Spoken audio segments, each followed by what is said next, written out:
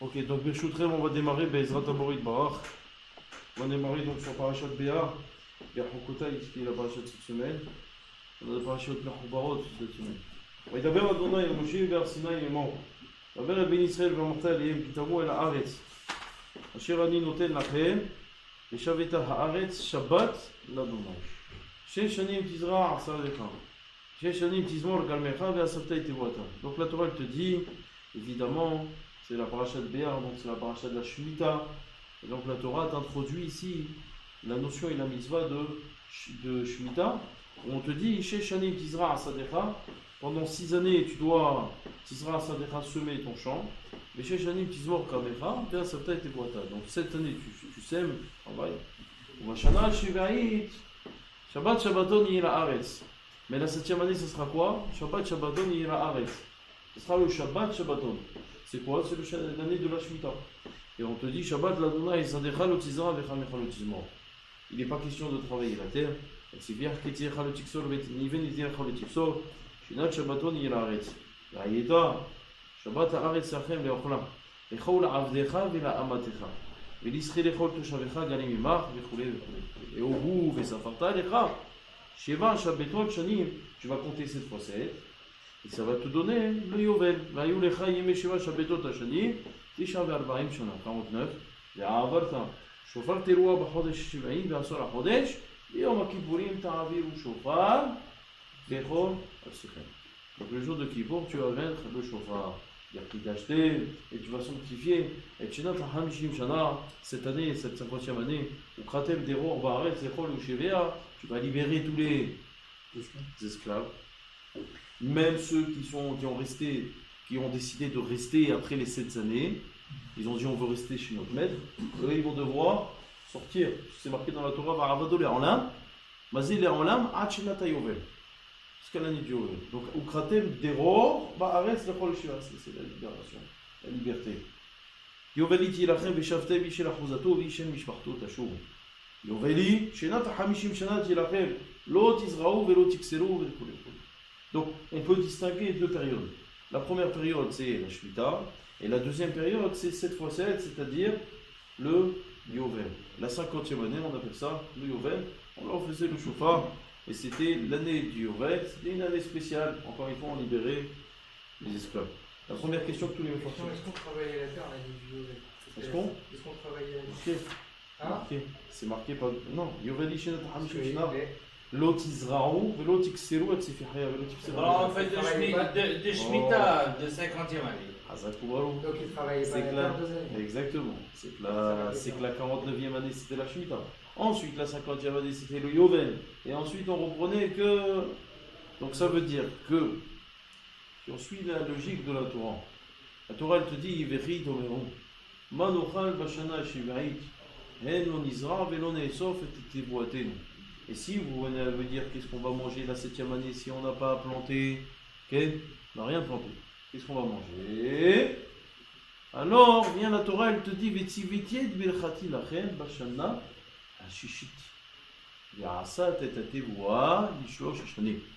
Je vais ordonner la bénédiction à la 6e année. Et la 6e année, la terre, elle va faire une bracha de 3 années. Une pour la 6e, une pour la 7e et une pour la 8e. Parce que comme tu n'as rien semé la 7e, il faut bien que tu démarres avec la 8e. Ça veut dire que si on fait le calcul avec le Yovel, alors la 6e année, juste avant la Shemitah, juste avant le Yovel, combien elle va faire de temps? La production va être une production de 4 années. Vous suivez avec moi, vous êtes avec moi dans le raisonnement. Une année, une production pour la 6e, une pour la 7e, une pour le Yovel et une pour celle d'après. 4 années de production en une année. Et je t'en parle, moi. Très bien, on va revenir sur ça après. Mais ce n'était pas l'objet de mon propos ici. Les Mefarshim posent la question et disent comment ça se fait que la mitzvah de Shemitah est liée au Har Sinaï? Omer Rashi, dans le premier Rashi de la paracha, Ma'inyan Shemitah et Tsel Har Sinaï. Quel est le rapport qu'il y a entre Shemitah avec le Har Sinaï? Il vient te dire Rashi, Ve'alo quand la mitzvot ne'emru mi Sinaï. Toutes les mitzvot elles ont été liées au Sinaï. Et la Shemitah ne'emru klalotea ou protea midiktutea mi Sinaï. De la même manière que la Shemitah, toutes ces halachot elles ont été dites au Sinaï. Av kula ne'emru klalotea midiktutea mi Sinaï. Ça veut dire, explique Rashi, qu'une des seules mitzvot, on ne voit pas qu'il y ait une redondance. Elle n'est pas répétée, cette mitzvah de Shemitah, n'est pas répétée dans le Sefer Devarim. Tu sais que dans le Sefer Devarim, on répète toutes les mitzvot de la Torah. Tu savais? Ok, Sefer Devarim, comment on l'appelle? On l'appelle Mishneh Torah. Ça veut dire quoi Mishneh Torah? La répétition de la Torah. Maintenant, la seule mitzvah qui n'est pas répétée dans le Sefer Devarim, c'est laquelle? La Shemitah. On va ça. Oh, alors toi tu vas dire, attends, la Shemitah, elle n'est pas répétée dans le Sefer Devarim. Donc c'est pas C'est pour important. ça que c'est la Shemitah. Quand est-ce qu'elle a pu être dite la Shemitah? Si elle n'est pas répétée dans le Sefer Devarim, le seul moment, elle n'est pas dit Be'avot Moav, elle n'est pas dit. Le seul moment où elle a pu être dite, c'est qui? C'est au Har Sinaï. Donc la Torah, elle vient te dire que de la même manière que la Shemitah, elle a été dite au Har Sinaï, par la démonstration, elle a été dite au Har Sinaï. Alors on vient te dire qu'il existe une analogie avec toutes les mitzvot. De la même manière, toutes les mitzvot de la Torah, elles ont été dites où? Au Har Sinaï. Ça veut dire que tous les pratim, tous les détails de la mitzvah ont été dits au Har Sinaï, ont été énoncés au Har Sinaï. Ça c'est Rashi, mais Rashi ne répond pas à la question. Pourquoi avoir choisi d'Afka la Shemitah avec le Har Sinaï? La Shemitah avec le Har Sinaï. Pourquoi d'Afka la Shemitah avec le Har Sinaï? Pourquoi n'importe quelle mitzvah de la Torah? Par exemple, la mitzvah de, je sais pas moi, de construire, quand tu construis une nouvelle maison, il faut faire un maraké, et tu dis, pourquoi on a choisi, pour expliquer ce principe d'analogie avec toutes les mitzvot, on a choisi la mitzvah de Shemitah, en disant, il est mort sur la Shemitah. Ça c'est la question que tous les Mefarshim me posent. Le Rahaim Akadosh il donne deux réponses. Je t'embarque chez moi. La première réponse qu'il donne, il explique quelque chose de très joli. Je sais que ça ne va pas plaire à certains d'entre vous. Enfin, certains qui écoutent sur Internet. Ici, ça va. Je pense que ça ne va pas poser de problème. C'est la première... la première réponse, c'est la suivante. C'est que Be'ar Sinaï, ça fait référence à la Torah. Ça fait référence à la Torah. Et on vient te dire, sache une chose. La terre d'Eretz Israël, puisque la Shemitah, c'est une mitzvah qui est particulièrement concernée, qui concerne particulièrement la terre d'Israël. Donc on te dit, sache une chose. La terre d'Israël n'a été donnée que pour la Torah. C'est pour ça qu'on te dit, Vaïdaber Hashem el Moshe Be'ar Sinaï. Qu'est-ce qui a été donné au Har Sinaï? La Torah. Et ensuite on te parle de la mitzvah de Shemitah. C'est pour te dire, oh, la Kadosh Baruch Hu, il a donné cette mitzvah. Regarde comment c'est marqué dans la Torah. D'Aber el Ben Israël ve'amartalem ki tavo el haaretz asher ani noten lachem meshavet haaretz shabbat l'Adonai. Ça veut dire que cette mitzvah, elle est liée à quoi? À l'étude de la Torah. Si tu vas en Eretz Israël pour ne pas être dans l'étude de la Torah, ça ne sert à rien. Alors il y a beaucoup aujourd'hui qui prennent le sionisme, qui disent un homme il doit être sioniste, un juif il doit être sioniste. Mais à quoi ça fait référence le sionisme? Est-ce que le sionisme lui fait référence à un attachement profond à la Torah? Si un homme est réellement attaché à la Torah, là son sionisme toranique, je dis bien toranique, prend un sens. Il a un réel sens. C'est quoi? C'est que finalement la terre d'Israël, le Ham Israël et la Torah ne font qu'un. Sont indissociables. Si un homme décide de pratiquer la Torah en Eretz Israël, parce qu'il juge Eretz Israël comme un terrain extrêmement favorable pour la pratique de la Torah, ça c'est ce qu'on appelle un sionisme toranique, dans la vision toranique des choses.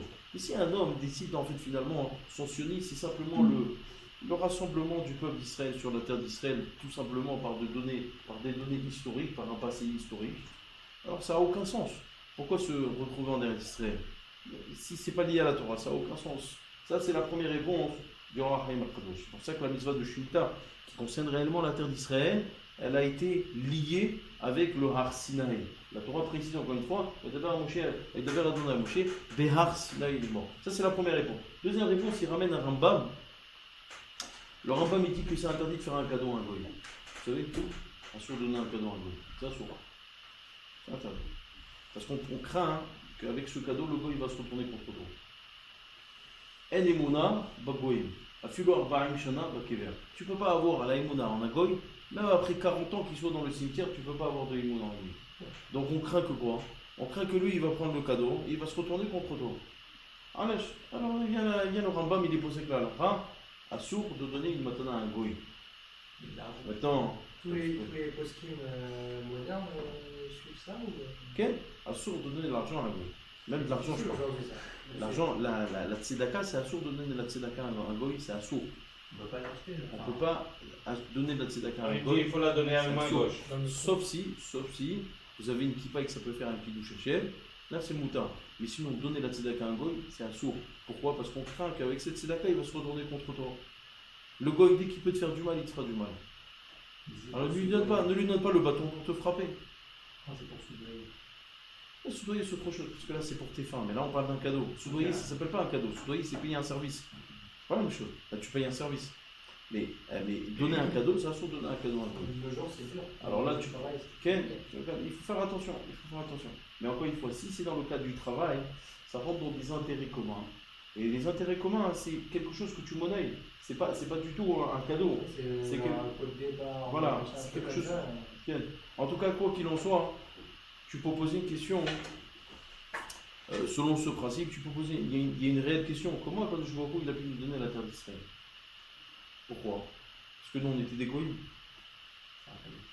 C'est un cadeau. Akadosh Baruch Hu, il a donné un cadeau à des goïms. Comment Akadosh Baruch Hu, il peut donner un cadeau à un goïm? Pourtant Akadosh Baruch Hu lui-même se soumet aux lois de la Torah. Si le roi Haïm Akadosh, Rabbi Haïm ben Ataz, il te dit d'abord Akadosh Baruch Hu, il nous a donné la Torah. Quand Akadosh Baruch Hu, il nous a donné la Torah, alors juste après c'est marqué Kitavu el haaretz asher ani noten lachem, la terre que je vous donne. Parce que le cadeau que je vous donne, je ne voulais pas donner avant. Pourquoi je ne voulais pas? Parce que vous étiez des goïms. Hachel Bessar Hamorim Bessaram. Un goy, Hachel Bessar Hamorim Bessaram. Il est comparé à un hamor, le goy. Hachel Bessar Hamorim Bessaram. Donc, Akadosh Baruch Hu, il te dit, pourquoi je ne vous ai pas donné la terre d'Israël avant? Behar Sinaï et moi. Qu'est-ce qui a fait que je puisse vous donner la Torah? Et qu'est-ce qui a fait que je puisse vous donner la terre d'Israël? C'est que le fait que vous avez reçu la Torah. Behar Sinaï et moi. Ok? Vous voulez dire? Non, j'ai dit même si on est toujours appelé Bnei Israël ou Bnei Yaakov. Ok, mais on n'avait pas encore le statut de juif. Vadaï, que la seule chose qui a fait de nous un peuple, c'est la Torah. C'est-à-dire que si on n'avait pas la Torah, on n'était pas du tout encore appelés juifs. On était les enfants bénis d'Israël. Bénis Israël. Les enfants de Yaakov. Yaakov qui s'appelle Israël. Mais on n'était pas on appelle des Yehudim. Des juifs. À l'époque de Abraham, évidemment, on s'appelait les Haïvrim, les Hébreux. Et la chaîne Haïver Anahar. À l'époque de Yaakov, on s'appelait Béné Israël. Mais après qu'on a reçu la Torah, non. C'est pas la même chose. Là, on était Kula Michehad Benev Echad. On était une entité. C'était l'entité juive, la nation juive. À ce moment-là, c'était différent. Et c'est ce qui a finalement permis à Akadosh Baruch Hu de nous donner la Torah. Messieurs, ce passouk relève une dimension qui est totalement moussarif. Avant de parler du sod, on va parler du moussar. On a l'impression que ce passouk il parle de la terre. En fait, finalement, le passouk, il dit Rabbi Akwa, verset là, ce passouk qui parle de la vie d'un homme. Sheshanim tizra asadecha. Les Sheshanim tizmor kamecha. Un homme, il vient dans ce monde, il dit Meshinotenu bahem shivaim shana. Pour combien de temps tu viens dans ce monde? Combien est la vie? Normalement, le quota de vie attribué par Akadosh Baruch Hu est un quota qui équivaut à 70 ans. Donc, chez Shanim Tizra Sadecha, pendant 6 dizaines d'années pleines, tu vas travailler la terre. Mais chez Shanim Tizmor Kamecha, tu vas travailler la vigne. Ça fait référence à quoi? À l'accomplissement de Torah mitzvot, que ce soit mitzvot assez ou mitzvot assez. Donc, pendant 6 années, tu seras là en train d'accomplir les mitzvot. C'est quoi 6 années? Non, 6 fois 10 ans, plein. Et à 70 ans, hein? Shanat Shabbaton il a ça y est. Allah khli alamu. 70 ans, un homme, ça y est, son quota de vie, normalement, il est terminé. Qu'est-ce qu'il fait? Il repart. Et alors, c'est quoi là-bas? Eh ben, c'est marqué. On va voir qu'est-ce qui se passe là-haut. Marqué dans la Torah. Si on lit la Torah, selon ça, on devrait voir. Shabbat l'Adonai. Sadecha lotizra avechal mechal lotizmo. Il n'y a plus de travail à faire. Mitzvot, il n'y a plus rien. Tu n'as pas fait ici, tu ne pourras pas faire là-bas.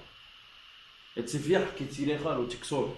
Vet'aineven izilecha lotifsor. Ce ne sera pas possible de travailler la terre. Shenat Shabbaton yela'aret. Ce sera une année de repos. C'est quoi le repos? Le repos éternel. Ce qu'on appelle. Attends, j'arrive. Laisse-moi venir. Ve'ayeta. T'as vu, tu poses beaucoup de questions, je suis obligé de me tourner, t'as vu? Ve'ayeta Shabbat ha'aretz lachem le'ochla. Lecha u'la'avdecha ve'la'amatecha. Donc ça sera pourquoi? Pour toi un Shabbat. Tu arrives là-haut, si tu es méritant, ça sera Shabbat. Shabbat, ça y est, on va te dire, il y a la Bechamot, ta place, elle est là. Et toi là-bas, tu vas rester là-bas, la Had ou la Lami. Tu restes là-bas. Et alors, qu'est-ce que tu vas voir? Lecha ou la Havdecha, Vela Matecha, Velisri Lecha, Olto Shavecha, Galimimach, toute ta famille qui habite avec toi. On verra Zohar, lorsqu'un homme il arrive là-haut après son 20 ans. C'est quoi le guinam? Tu sais quoi le guinam? Pourquoi tu dis ça en rapport? Non, mais quand je dis 120 ans, c'est pour repousser. Mais t'es là, juste une chose, sache une chose.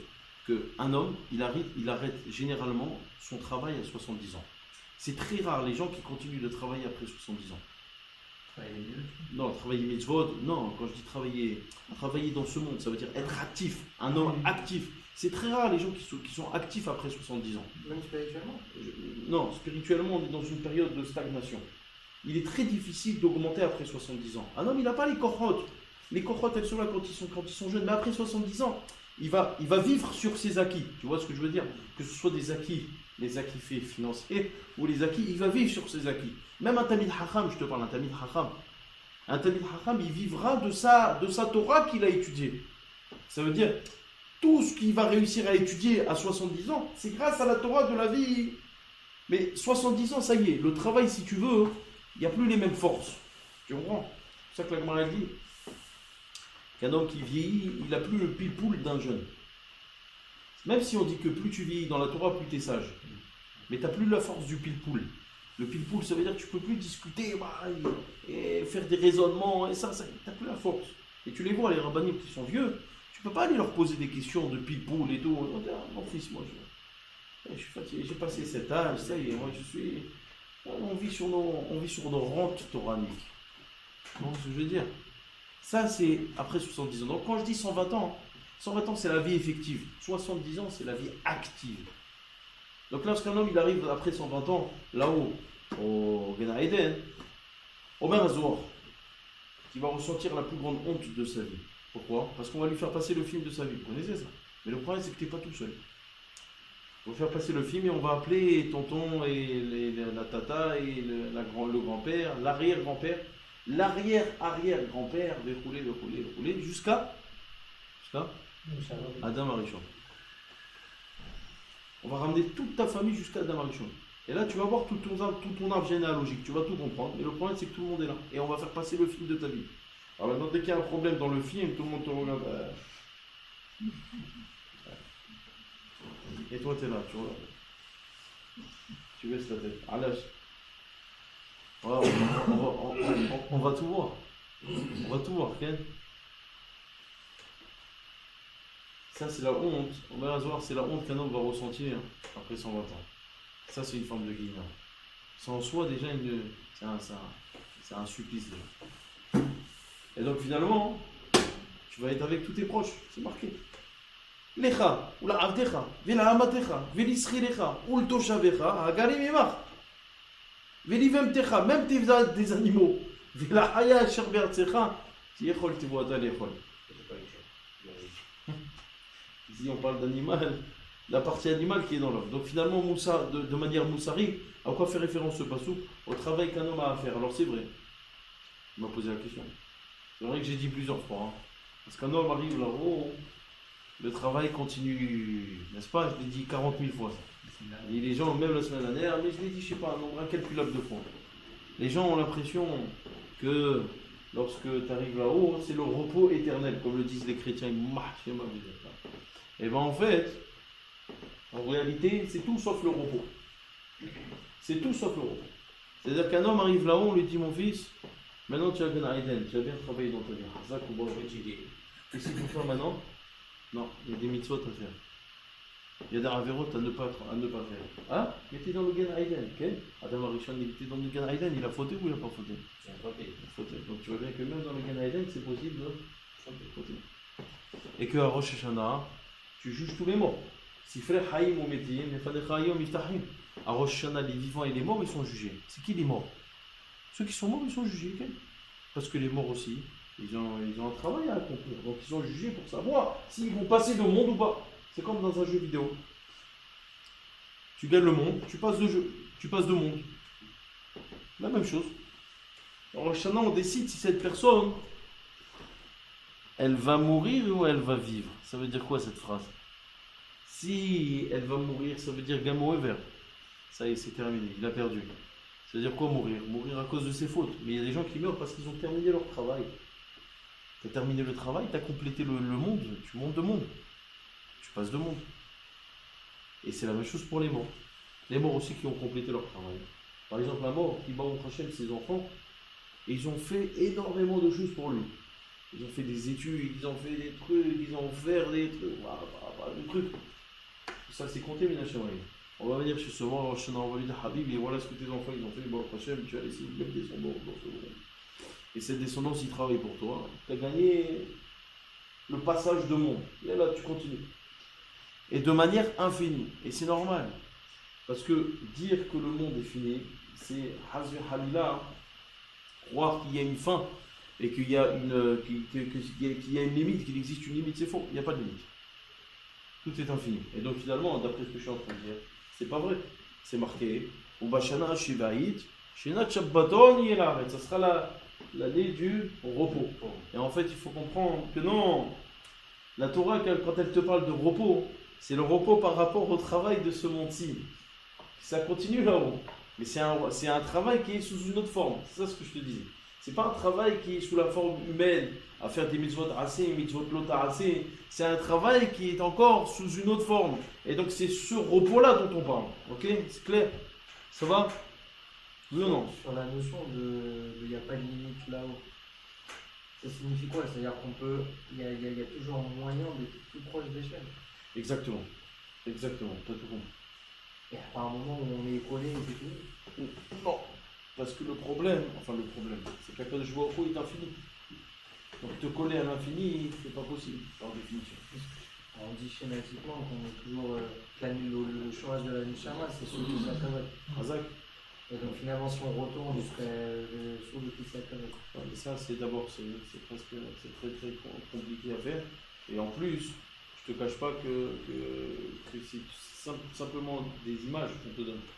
Oui, et bien sûr, mais ça veut dire qu'on retourne à l'origine même de l'humanité. En réalité, le travail continue de manière infinie.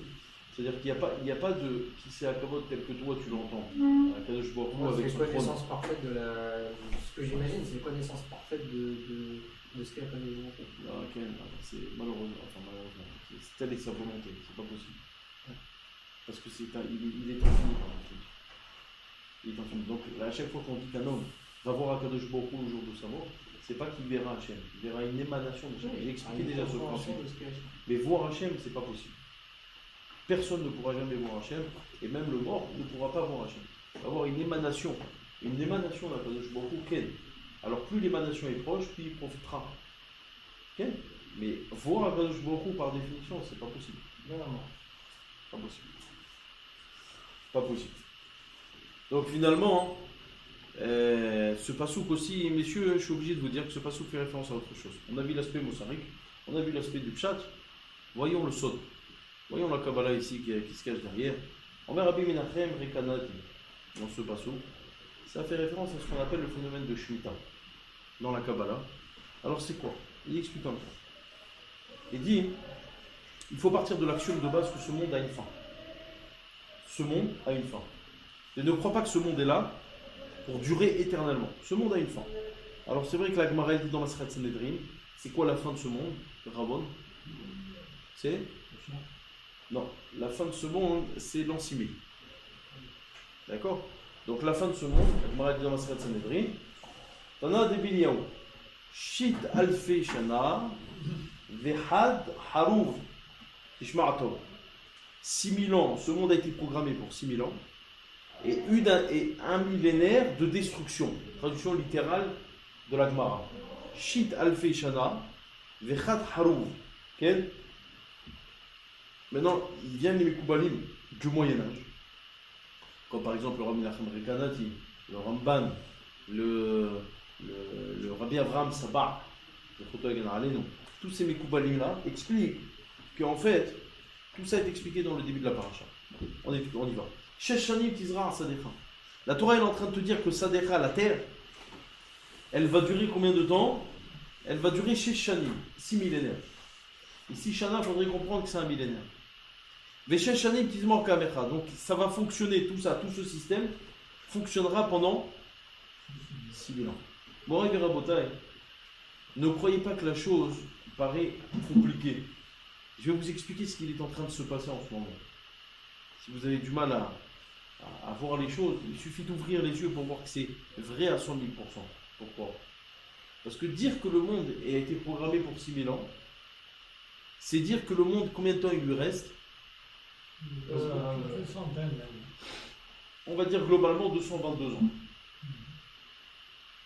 Le Soleil, d'après tous les scientifiques, peut encore brûler pendant environ 13 milliards d'années. La planète tiendra encore un bon milliard d'années, il n'y a pas de problème. Comment dire que le monde a été programmé pour 6000 ans? Et là, Morav et Rabota, il suffit d'ouvrir les yeux et de regarder ce qui se passe dans les côtés du réchauffement climatique et de l'Antarctique, mais ce qu'on appelle les pôles. Donc prenez le pôle Nord ou le pôle Sud. On observe sur le pôle Nord et au pôle Sud une fonte des glaces qui sera totalement destructrice pour la Terre. C'est-à-dire que quand on t'a dit que le monde a été programmé pour 6000 ans, c'est pas 6000 ans. Le monde, lui, il peut durer encore bien longtemps. Mais c'est l'activité humaine va réduire donc la vie du monde à 6000 ans. Va limiter la vie du monde à 6000 ans. On a mis aujourd'hui en place une société industrielle qui ne peut pas ralentir. C'est pas possible. Tous les pays refusent. Donc il y a un mouvement qui s'est créé, c'est le phénomène d'industrialisation, de la mondialisation. Ce mouvement-là entraîne qu'il y a une pollution qui est rejetée par tous les pays du monde. Cette pollution entraîne un réchauffement climatique. Ce réchauffement climatique entraîne la fonte des glaces et la fonte de la banquise. Cette fonte va entraîner malheureusement l'élèvement du niveau de la mer. Et l'élèvement du niveau de la mer entraînera à ce que l'inondation et la population, beaucoup de population sera décimée.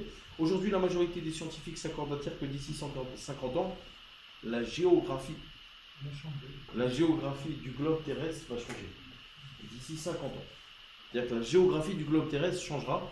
Il va y avoir des parties qui sont aujourd'hui de terre qui vont être dans 50 ans submergées par les eaux. Donc c'est-à-dire la disparition totale d'un nombre entier de territoires.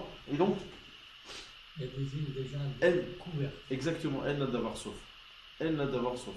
Il n'y a plus de fin. Et ça, c'est un phénomène qu'on ne peut pas arrêter. Parce que, encore une fois, c'est un phénomène qui est en marche. Et la population mondiale a tendance à augmenter. Donc c'est un phénomène qui est en marche. Donc de dire que le monde va tenir 6000 ans, ça ne me dérange pas trop. Mis à part le fait, évidemment, que la température s'élève. Si la température s'élève, c'est malheureusement la disparition de la faune et la fleur. Donc aujourd'hui, la majorité des scientifiques s'accordent à dire que d'ici 50 ans, il va y avoir 2 degrés de plus en moyenne sur tous les territoires, ce qui veut dire un changement radical de la faune et la fleur, de voir la disparition de milliers, de milliards d'espèces. Donc tout ça, ça va disparaître. Disait Einstein par exemple, il disait que si tu enlèves les abeilles dans le monde, je connais ça. Einstein disait t'enlèves les abeilles dans le monde ne tient plus. Rien que les abeilles. Non mais il avait raison. Il disait pas ça pour rigoler. La pollinisation, tout ça, c'est... Qu'est-ce qui est à la base de toute la pollinisation? C'est l'abeille. T'enlèves l'abeille dans le monde, c'est terminé. Donc ça veut dire que tu entraînes un réchauffement climatique qui fait que le climat maintenant n'est plus adapté à un certain territoire. C'est toute une population qui permet justement de polliniser, qui va disparaître. Et si elle disparaît, c'est tout qui disparaît. Miodéa, ce qu'il en sera dans 222 ans. Miodéa. Peut-être qu'on sera déjà. On sera déjà. Il n'y a pas de temps que ça. On sera déjà foutu. Tout le monde avec des clims. D'ici 50 ans, tout le monde aura la clim. Alors d'ici 100 ans, ce ne sera pas de la clim, c'est de la super clim. Et sur 50 ans, il n'y aura plus personne. Miodéa. Donc le monde finalement, quand on dit qu'il a été limité à 6000 ans, c'est l'activité humaine de ce monde va le limiter à 6000 ans. Chez Shanim qui sera un Sadecha. Mais chez Shanim qui se manque Kamecha. Viens Kadosh Baruch Hu te dit, pendant 6000 ans tu fais ce que tu veux dans ce monde. Tu vas planter, tu vas faire ce que tu veux. En revanche, Vashana Shemaït, le 7e millénaire, Shabbat Shabbat Nilaret. Ce sera la destruction totale du monde. Il n'y aura rien. La destruction totale. Alors il dit bien, il dit attention, attention. De là à dire qu'il n'y a rien et ce ne sera rien, non. Il n'y aura rien, mais ça reprendra juste après. C'est-à-dire 6 millénaires de travail, 1 millénaire de destruction, et ensuite, qu'est-ce qui se passe? Réapparition de l'espèce humaine, et c'est reparti pour un tour. C'est reparti pour un tour jusqu'à quand? Jusqu'au Yovel, Hazakoubaou. On appelle ça le phénomène des Yovel. Le Yovel sur la... C'est-à-dire que jusqu'à que tu atteins 7 fois, et au bout de 7 fois, là ça y est, c'est la délivrance. Yovel iti lachem, ou kratem, dero. Là c'est la délivrance, ça y est. C'est terminé. Nos retours, on est d'accord comme nous. Comment? Nos retours. Alors les Mekoubalim du Moyen-Âge disent, les Mekoubalim du Moyen-Âge disent que nous, on est au 4e tour.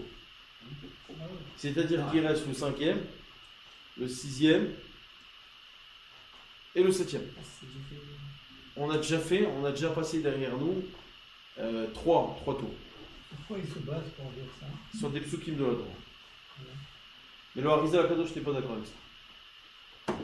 Ça, encore une fois, de cette paracha, c'est les Koubalim du Moyen-Âge déduisent le phénomène de Yovel, que je vous ai décrit. Mais le Harizal Akadosh, il dit pas du tout.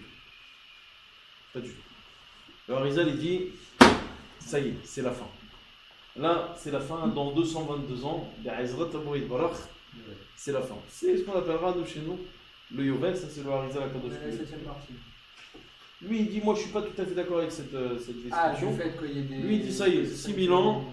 Voilà, 7000, ça y est, c'est le Mashiach, la délivrance totale.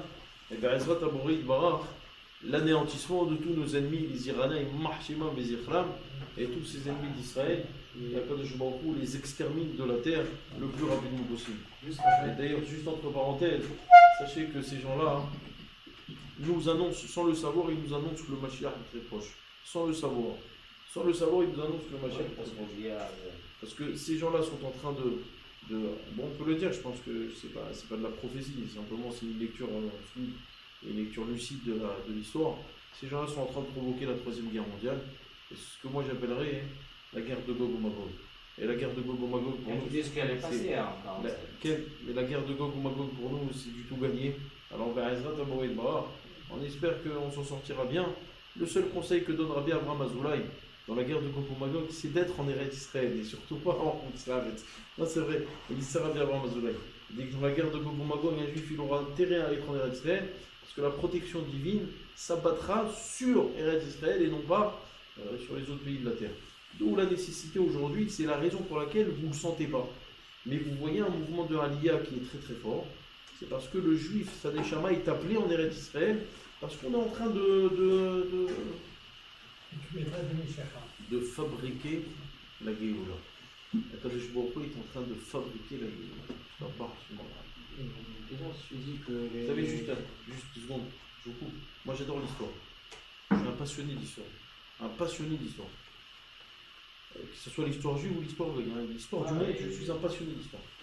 Pourquoi j'aime tant l'histoire? Parce que dans l'histoire, tu vois qu'il y a la main de Dieu. Si tu veux voir la main de Dieu dans le monde, il suffit de lire l'histoire. Par exemple, tu prends et tu vois la description de la Seconde Guerre mondiale, tu vois la main de Dieu. À chaque fois.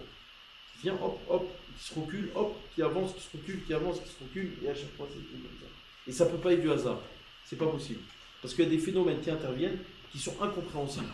Incompréhensibles. Je prends que la Seconde Guerre mondiale. Mais prenez la Première Guerre mondiale. Prenez toute la création de l'État d'Israël, comment ça s'est fait, les guerres d'Israël. Toute cette histoire-là, vous allez voir que c'est la main d'Akadosh Baruch Hu, je te parle chez moi. Et celui qui croit que tout ça est simplement dirigé par ce qu'appelait la place, le démon de la place. La place, c'est un physicien, mathématicien français. Ok? Oui? Pierre-Simon de Laplace. Vous ne connaissez pas Pierre-Simon de Laplace? Physicien, mathématicien français. Très très grand mathématicien. Les fonctions de Laplace en mathématiques. Vous voyez ça en bac plus 1, bac plus 2. Des statistiques. Très très grand mathématicien Laplace. Il disait Pierre-Simon de Laplace, malheureusement pour lui. Il disait que derrière toute matière, il existe une force supérieure. Il ne voulait pas appeler ça Dieu. Il disait qu'il existe une force supérieure. Il appelait ça le démon de Laplace. Mahshemo Vezechlo, c'est lui le démon. Parce qu'aujourd'hui, Derrière, c'est ça, derrière toute matière, il existe quoi? Il existe Akadosh Baruch Hu, Ishtabach Shemo. Tout ce qui fait que ça existe, tout ce qui fait que quelque chose existe, c'est Ishtabach Shemo là. Quel? Je disais, les kabbalistes du Moyen-Âge, ils en est au 4e monde. Les autres mondes, ça ressemble, ça avec quelle apparence? Oh, Il y avait un Rekanati refugé, il dit, une Torah. Rabbi Menachem Rekanati il dit, plus tu passes de Shemitah, plus il y a une amélioration de la situation. Ça se traduit comment? Ça se traduit par un mieux vivre. Une amélioration de la qualité humaine, de l'être humain, de la nature de l'humain. C'est-à-dire qu'arrivé à la 7e, d'après le Rekanati, arrivé à la 7e Shemitah, on a des êtres humains qui sont beaucoup plus portés par le bien que le mal. Qu'à la première. On irait dans le sens du dessin intérieur. Comment? On irait dans le sens du dessin intérieur. Non, on n'est pas ici dans le... Simplement, je te parle dans la nature humaine. Pas dans la nature humaine. La nature, elle ne peut pas être... Cro-Magnon n'est pas. C'est-à-dire pour les imaginer, Il est plus c'était proche radical de- dans ce monde. Il est plus proche de l'animal que de. C'est pour ça qu'on disait l'autre jour que l'Américain il faisait des petits coups en fait de c'était l'autre monde. Hazak. C'est aussi Très bien, c'est ce qu'ils disent. Et d'ailleurs, le Rekanati ramène un truc intéressant. Il ramène un midrash très intéressant. Qui dit que... Il y a un Amrois qui vient chez l'autre et qui lui demande, démontre-moi que le monde est fait pour 6000 ans et pas plus. Démontre-le-moi. Alors il dit, je peux te le démontrer très simplement. Bereshit, bara Elohim, et Hashamayim ve et Haaretz. Alors on va faire un petit peu à la Rav Ménager. Bereshit, bara Elohim, et Hashamayim ve et Haaretz. T'enlèves Elohim qui est le nom de Dieu. Combien il te reste de mots? 6. Le monde est fait pour 6000 ans. La 7e année, c'est le nom de Dieu. Mais quel nom de Dieu? Elohim. Elohim, c'est quoi? Midatadin. C'est ça qu'on te dit le 7e année? Harouf. Donc 6000 ans. Et le 7e millénaire, Harouf. C'est la Midatadin. Tu vois? Donc, il lui démontre même à partir de l'alphabet. Il dit prends l'alphabet. Aleph, Bet, Gimel, Dalet, He, Vav, Zayin, Hayt, Tet, Yud. Tu additionnes tout ça, ça te fait 55. Ensuite, tu prends Kaf, Lamed, Mem, Nun, sa mère, coulé jusqu'à Ouf, ça te donne un nombre. Tu additionnes le tout en tenant compte que l'alphabet, vous savez que l'alphabet, elle continue. Après Tav, il y a quoi après Tav?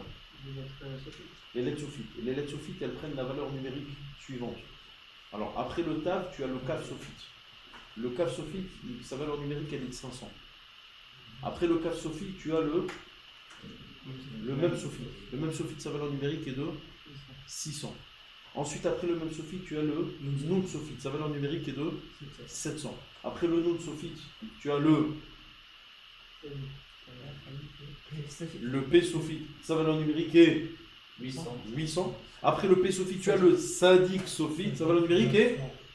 Et après 900, tu as le... C'est quoi? Non, le Tav, ça on l'a passé. C'est... Allez, messieurs, question pour le champion. On y va, c'est parti? Non, c'est le Aleph. On revient, c'est le Aleph. Et le Aleph, qu'est-ce que ça veut dire en hébreu? Aleph. Aleph, c'est Elef. Elef, c'est 1000. Hop, l'alphabet, il refait un tour. Alors, si tu additionnes tout ça, Maurice, ça t'intéresse, Maurice? Ça te fait 6000, Habib. Il y a aussi Non, en fait, c'est faux. Il y a aussi Ça des te fait ponctuations. 5995. Je rigole pas. Ça te fait 5995. Ah, fais-moi le CD. Ah, il te manque 5. Non. Et les toldot Haaretz. Hacham va Haaretz, Beyi Barea. Akadosh Baruch Hu, il a créé ce monde avec quelle lettre? Et le He dans la Torah, il est marqué en gros. C'est pour il est marqué en gros. Pour te dire complète, les 5995 avec le 5, ça fait. Et les Divra Midrash. Il y a aussi un conseil sur les Kodot, par exemple, pas Tahkam, là. Quel? C'est ça une autre Quel? valeur. Vadaï. Bien sûr. Bien sûr. Et donc finalement le monde, ça c'est le message de la Torah dans Parashat Béa. On n'a pas l'impression, hein. Tu dis ça parle de Shemitah, tranquille, avec mon petit citronnier, mon petit truc. Hein? Hein Maurice? Avec mon petit... avec faire mon- attention. Hein. Voilà. Et après, qu'est-ce que tu vois? Il faut que j'achète les fusils. Ou avec le citron. Oh, le fusil. Celui qui le touche, Mais au début, il s'occupe de la montre, après, il achète un fusil. Bon, ok, d'accord, c'est un Marocain qui est jardinier. Ok. Juste... Ça termine par un fusil toujours chez les Marocains. Mais simplement pour vous dire que tu lis cette paracha, tu as l'impression que c'est quelque chose qui est, on va dire, hein, Shemitah. Non. Ici, tu as le déroulement du monde, tu as l'histoire du monde qui est là. Dans Parachat Béar, tu as le déroulement, tu as l'histoire du monde. Bon, il Rabotai, un homme il vient poser la question et il dit Vechi Tomeru, Madochal Bashana Shiraï, Elon Isra Velon Esav Tevoatena. Si toi tu viens poser la question, mais qu'est-ce qu'on va manger maintenant la 7e année? On n'a rien planté. Hein? On a dit qu'il donne. Ah, la Torah, elle te dit Vitsi Vitiet Bilchati. Mais quand tu lis la Torah, tu as l'impression que la bracha d'Akadosh Baruch Hu, elle a été ordonnée parce que la personne, elle s'est posé la question. Ah, si elle ne se pose pas la question, il n'a pas la bracha d'Hachem.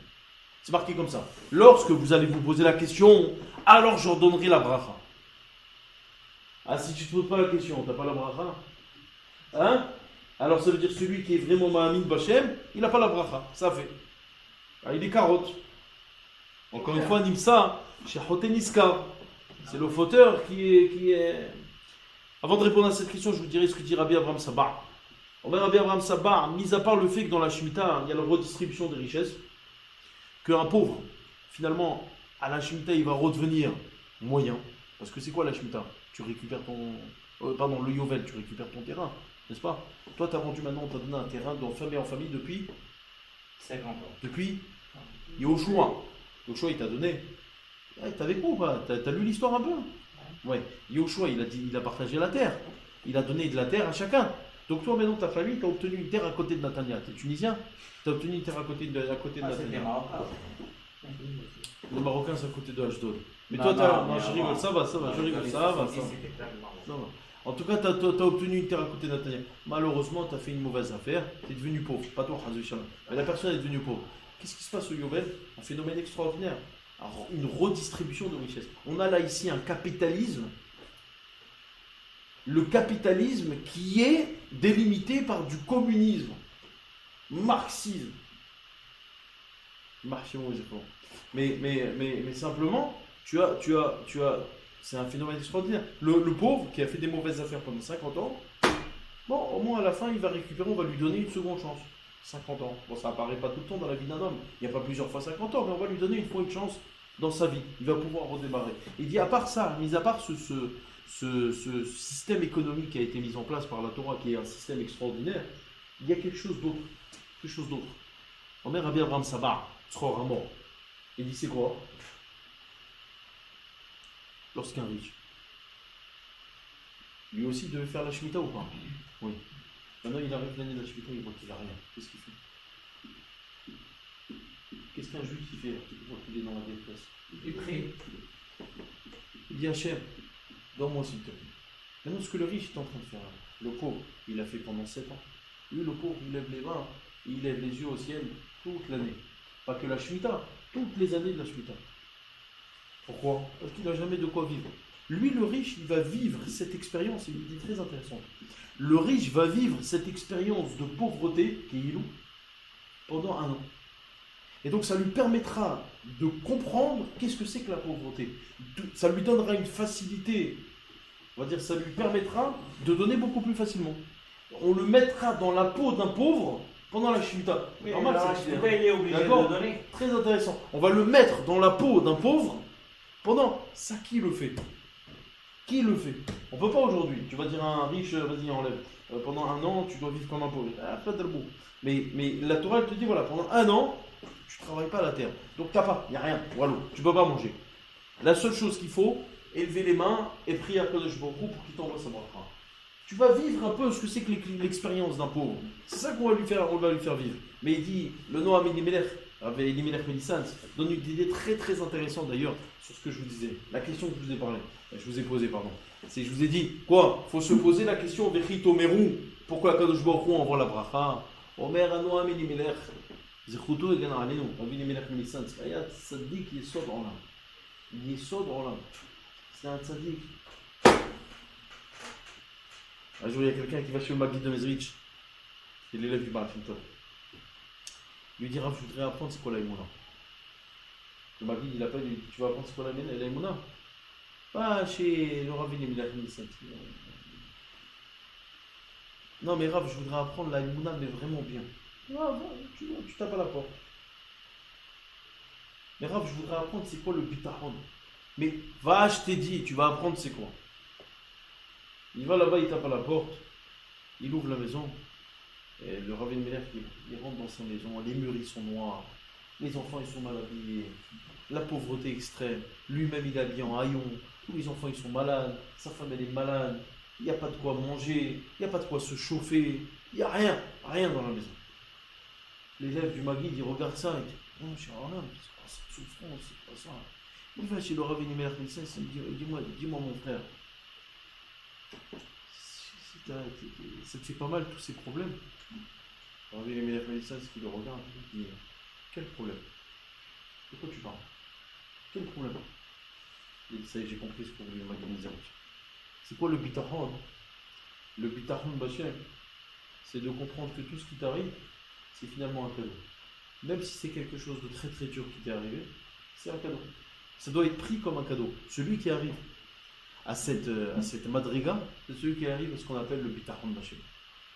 C'est-à-dire quand on lui dit à quelqu'un, hey, ta maison elle a brûlé par exemple, Laurent Lénou, la personne elle dit, ça va, c'est pas un problème. Pourquoi c'est pas un problème? T'as tout perdu, baby, t'as tout perdu.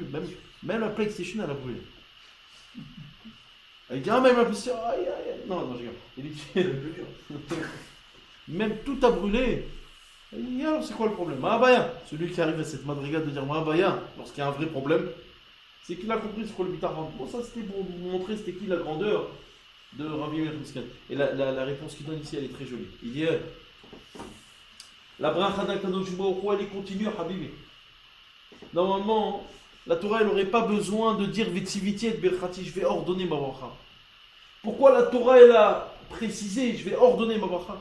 Parce que tu t'es posé la question. Tu as eu un manque de Emouna. Alors il dit à Kadosh Baruch Hu, t'as eu un manque de Emouna, alors t'as coupé la bracha d'Hachem. J'ai besoin de redémarrer cette bracha. Mais celui qui ne se pose pas la question, la bracha elle est continue, Habibi. Il n'y a pas de problème, sur ça on n'a pas besoin de redémarrer la machine. La bracha elle est continue. C'est que sur celui qui se pose des questions, tu t'es posé une question, un manque de bitachon. T'as eu un manque de bitachon, ça coupe. Ça coupe le flux. Quelqu'un il a un manque de bitachon, il coupe le flux. Très souvent, vous avez des gens qui font tchouva, et après leur tchouva, ils n'arrivent plus à gagner leur vie comme avant. Vous connaissez ces gens-là? Il y a des gens qui te disent, moi avant que je fasse tchouva, je pétais l'oseille. Mais maintenant que j'ai fait tchouva, j'ai plus comme avant, je comprends pas, ça vient pas. Ça vient pas. Parce que la personne, quand elle fait tchouva, elle se pose énormément de questions. Le fait de se poser des questions, alors c'est quelque chose de bon qui va lui amener de la bracha. Mais en attendant, il remet en cause son bitachon. Et cette remise en question, elle est très importante. Il remet en question ce bitachon.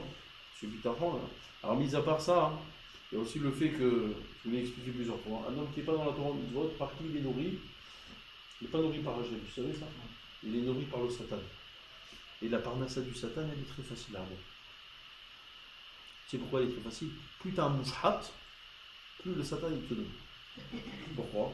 Parce que plus il te gave, comme il voit que tu es dans le mauvais chemin, Habib, tu es très bien comme ça, je te gave. Yallah, je te paye. Je t'arrose, mon frère, je t'arrose. Plus tu. Mais lorsqu'un homme il décide de faire tchouva, cette fois-ci sa parnassa elle vient d'où? D'après de Shboko. C'est beaucoup plus complexe. C'est au mérite. C'est un dur labeur. C'est un travail. C'est compliqué. C'est dans le marketing. D'accord? C'est compliqué. Il faut avoir le bitachon. C'est lié au bitachon. C'est lié à l'Emouna. C'est lié au mitzvot. C'est lié à Averot. Là ça change. La même chose. C'est plus le jackpot du Satan. C'est difficile. Alors, Be'ezrat Amorit Bar, je dois arrêter là aujourd'hui. Be'ezrat Hashem, quand je me donne la possibilité de voir Mashiach Tzidkenu, et qu'on soit à la fin de ce Yovel, et qu'on appelle cette période la période de Dévor, et qu'on ne se pose plus de questions, comme ça le flux d'Akadosh Baruch Hu soit continu et non pas discontinu. Et oui, nous, Ismah Libeno, Ba'agala ou Bisman Karim, et Mou.